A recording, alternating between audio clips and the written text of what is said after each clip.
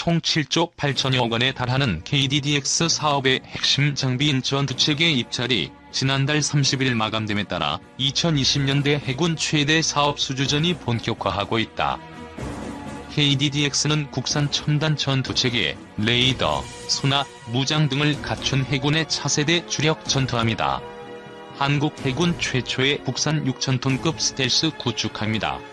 2020년대 말부터 2030년대 중반까지 총 6척이 도입된다.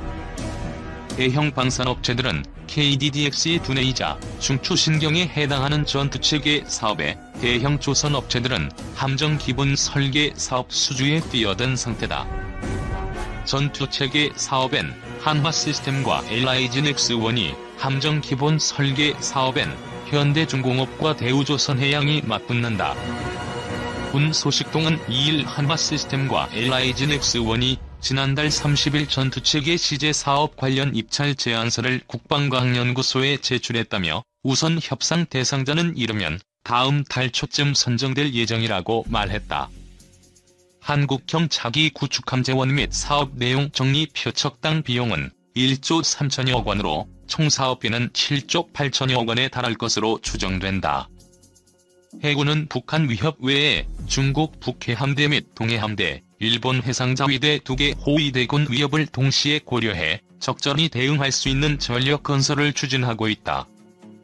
KDDX는 유사시 중일 이지스함 등에 대응할 우리 수상함의 핵심 전력이다. 해군 기동함대에 기동전단 3개에 2척씩 배치된다. KDDX 전투체계는 함정의 첨단 레이더, 소나 등 각종 센서에서 수집한 정보를 활용해 가장 빠른 시간 안에 대공, 대함, 대잠, 대지 미사일, 어뢰 등으로 대응할 수 있도록 해주는 시스템이다. 개발비만 6,700여 원에 달한다.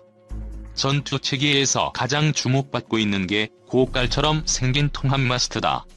통합마스트에는 레이더, 통신, 적외선 탐색 추적 장비 등 각종 센서가 함께 들어가 스텔스 성능을 크게 향상시킨다.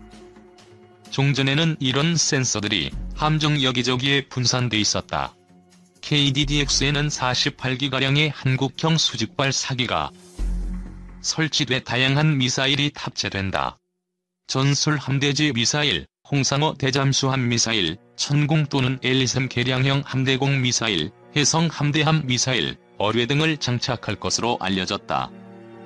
차대운 특파원 중국이 미국을 염두에 두고 해상 전력 확충에 박차를 가하는 가운데 차세대 항공모함 전단의 핵심 전력이 될 첨단 스텔스 구축함이 총 8척으로 늘어날 전망이다.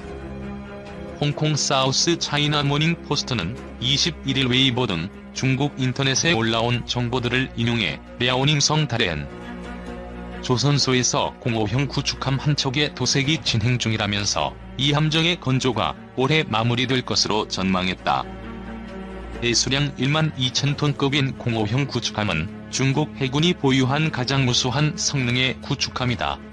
세계적으로도 미국의 최신의 스텔스 구축함인 주무알트 다음으로 강력한 구축함으로 평가된다. 함대공, 함대함, 함대지 미사일과 대잠 어뢰를 장착한 05형 구축함은 중국의 차기 항모전단의 핵심 전력으로 개발됐다. 중국 해군은 이미 총 7척의 05형 구축함을 인수했으며 이 중 첫 번째인 난창함은 지난 1월 작전 배치됐다. SCMP는 함정이 05형 구축함의 첫 그룹을 완성하겠지만 해군 전문가들은 8척의 구축함이 작전 배치된 뒤 모두 전투 태세를 갖추려면 앞으로 5년은 더 걸릴 것이라고 말한다고 전했다. 중국이 미국을 염두에 두고 해상 전력 확충에 박차를 가하는 가운데 차세대 항공모함 전단의 핵심 전력이 될 첨단 스텔스 구축함이 총 8척으로 늘어날 전망이다. 홍콩 사우스 차이나 모닝 포스트는 21일 웨이보 등 중국 인터넷에 올라온 정보들을 인용해 랴오닝성 달엔 조선소에서 05형 구축함 한 척의 도색이 진행 중이라면서 이 함정의 건조가 올해 마무리될 것으로 전망했다. 배수량 12,000톤급인 05형 구축함은 중국 해군이 보유한 가장 우수한 성능의 구축함이다. 세계적으로도 미국의 최신의 스텔스 구축함인 주멀트 다음으로 강력한 구축함으로 평가된다. 함대공, 함대함, 함대지 미사일과 대잠 어뢰를 장착한 공호형 구축함은 중국의 차기 항모전단의 핵심 전략으로 개발됐다. 중국 해군은 이미 총 7척의 공호형 구축함을 인수했으며 이 중 첫 번째인 난창함은 지난 1월 작전 배치됐다. SCMP는 함정이 공호형 구축함의 첫 그룹을 완성하겠지만 해군 전문가들은 8척의 구축함이 작전 배치된 뒤 모두 전투 태세를 갖추려면 앞으로 5년은 더 걸릴 것이라고 말한다고 전했다. 하수영 기자 미니 이지스함으로 불리는 한국형 차기 구축함 사업이 본격적으로 궤도에 올라탔다. 국내 대형 방산업체와 조선업체가 이 사업에 제안서를 제출하면서다. 3일 군 소식통 등에 따르면 KDDX 사업 입찰에 현대중공업과 대우조선해양, 한화시스템과 LIG넥스1이 지난달 말 방위사업청과 국방과학연구소에 제안서를 제출한 것으로 알려졌다. 방사청은 함정 기본 설계 사업 입찰을 지난달 20일, ADD는 전투체계 입찰을 지난달 30일 마감했는데 여기에 각각 현대중공업과 대우조선해양, 한화시스템과 LIG넥스1이 제안서를 제출한 것이다. 군은 이후 제안서 적합, 부적합 평가를 통해 이르면 다음 달, 늦어도 10월경에는 우선 협상 대상자를 선정할 것으로 보인다. 군 소식통은 제안서 평가 결과에 따라 우선 협상 대상 선정 일정은 달라질 수 있다고 전했다. 이에 따라 한 척당 약 1조 원, 총 사업비 7조 원에 달하는 KDDX 사업이 본격화될 전망이다. KDDX는 6,000톤급 구축함으로 4,200톤급 한국형 구축함보다 크지만 해군 기동부대의 주전역인 7,600톤급 이지스 구축함보다 작아 미니 이지스함으로 불린다. 이지스함이라는 이름에서 알 수 있듯 미사일 요격 기능도 갖고 있다. 앞서 방위사업추진위원회는 KDDX의 48기가량의 한국형 수직발 4개를 설치해 전술 함대지 미사일, 홍상어 대잠수함 미사일 등 다양한 미사일을 탑재하기로 결정했다.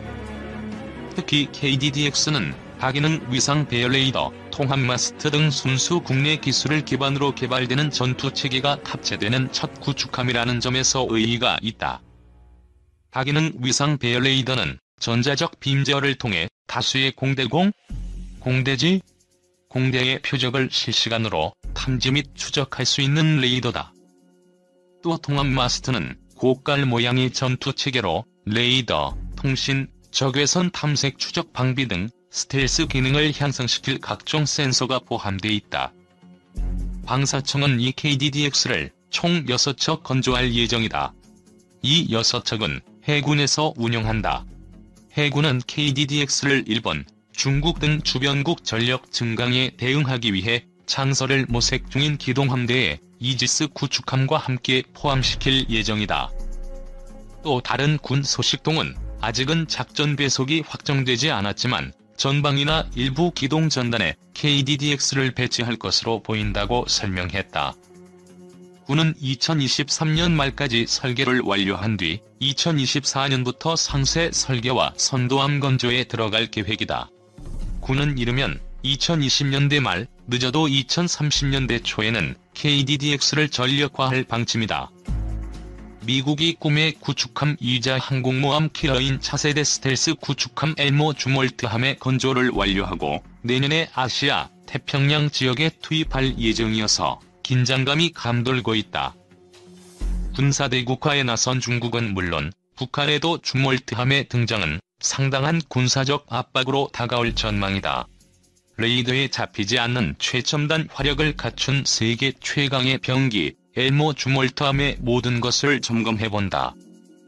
미국의 스텔스 구축함 엘모 주멀트함의 선체는 텀블홈 구조다.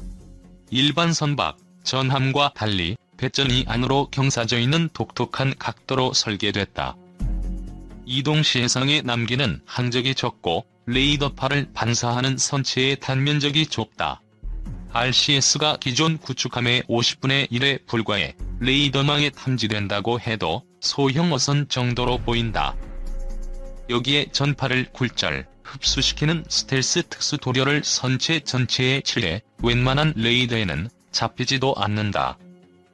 엔진 소음과 원자괴선도 거의 완벽하게 차단해 적함의 소음 추적 및 열탐지 미사일과 어뢰의 공격을 피할 수 있다.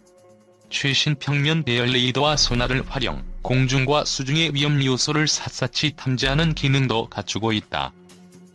구축함은 대함, 대잠, 방공 기능을 보유한 세계 각국의 주력 전투함이다.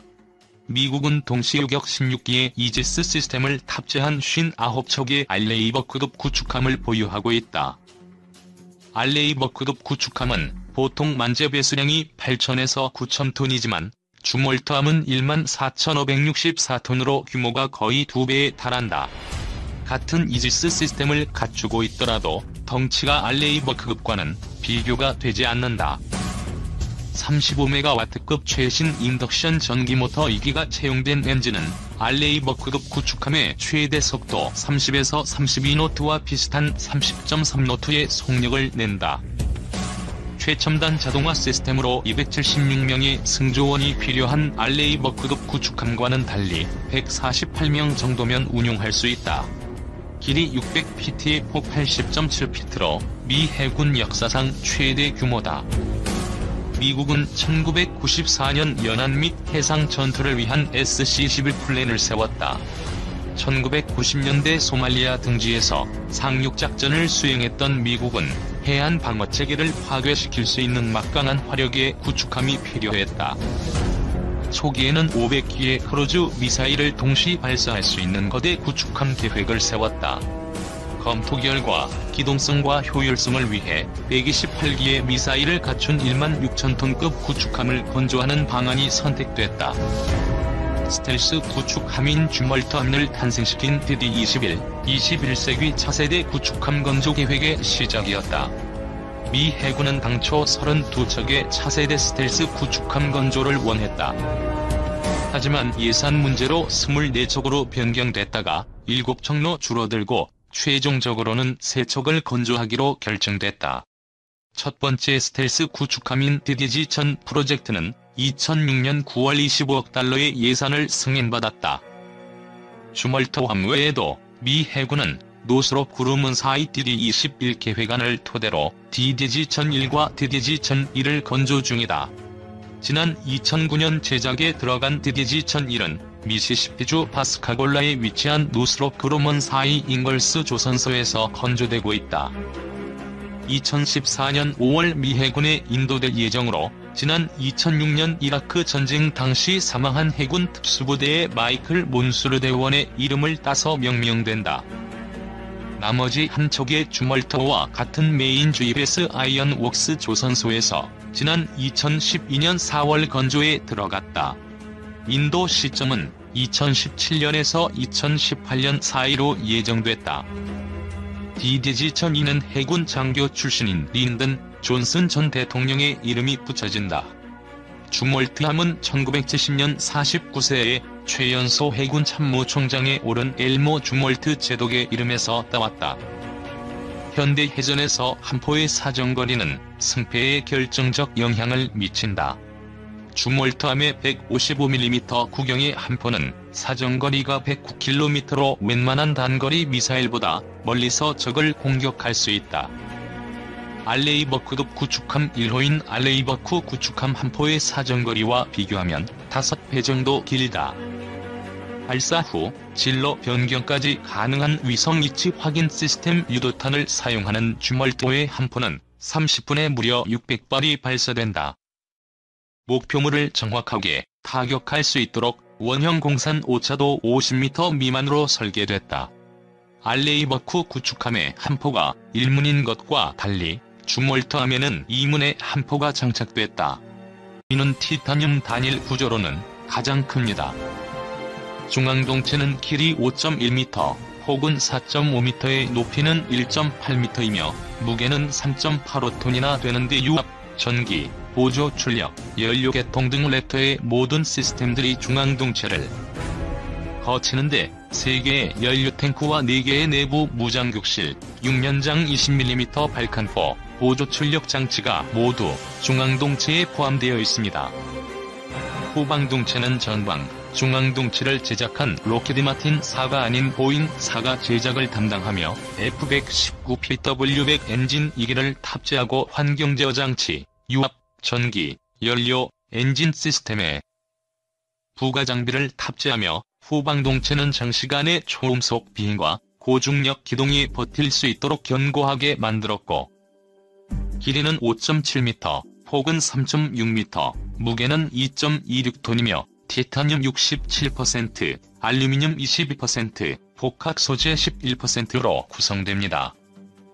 주날개는 전연 후퇴각은 48도, 후연 전진각은 17도의 사다리꼴 모양이며 F-22의 날개 면적은 78.04제곱미터로 설계하여 적은 인력 하중을 확보하면서 F-22의 받음각 60도로 비행할 수 있게 됩니다. 날개 전연은 전체적으로 플랩이 설치되고 후연에는 작은 보조날개와 플랩이 있으며 수평 꼬리 날개는 주날개와 일부가 겹치도록 배치되어 있고 수직꼬리 날개는 28도 기울어져 있어서 기동성이 향상됩니다. F-22의 레이더와 광학 장비가 포함한 센서, 통신 장비, 전자전 대응 장비 등의 항전 장비들은 초고속 CPU와 소프트웨어를 통해 하나로 통합되며 초음속으로 비행하면서 조종과 전투를 동시에 수행하기 위해서 여러가지 엄청난 양의 데이터를 처리해야 하는데 F-15D이나 FA-18F는 이 문제를 해결하기 위해 무장관 제사가 탑승하지만 F-22는 그런 건 필요 없습니다. F-22A 랩터에는 VHSIC-11과 CIP-12의 광섬유 데이터 케이블을 사용하여 초당 105억 개의 명령을 처리하며 항전 장비의 두뇌에 해당하는 CIP는 레이더, 전자전 장비, 시연 장치 등 항전 장비를 제어하는 66개의 모듈이 모여있고 이 모듈들은 하나가 문제가 발생하면 그 역할을 대신해서 수행하는 독립적이면서 보조적인 시스템을 가지고 있습니다.